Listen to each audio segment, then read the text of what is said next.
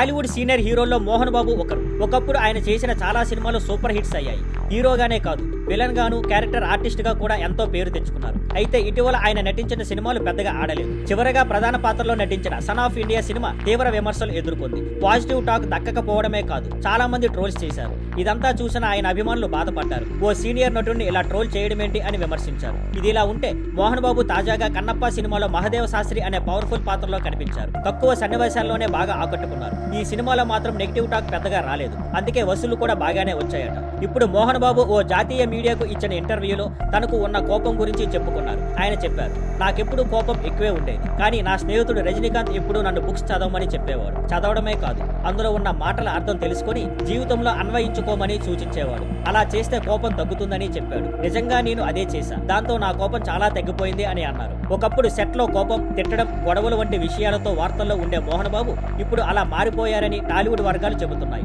ఇవన్నీ రజనీకాంత్ ఇచ్చిన మంచి సలహాల వల్లే అంటున్నారు మోహన్ బాబు. అలాంటిది చూసి అభిమానులు కూడా ఆనందంగా ఫీల్ అవుతున్నారు. Thank you for watching. Please like, share and subscribe.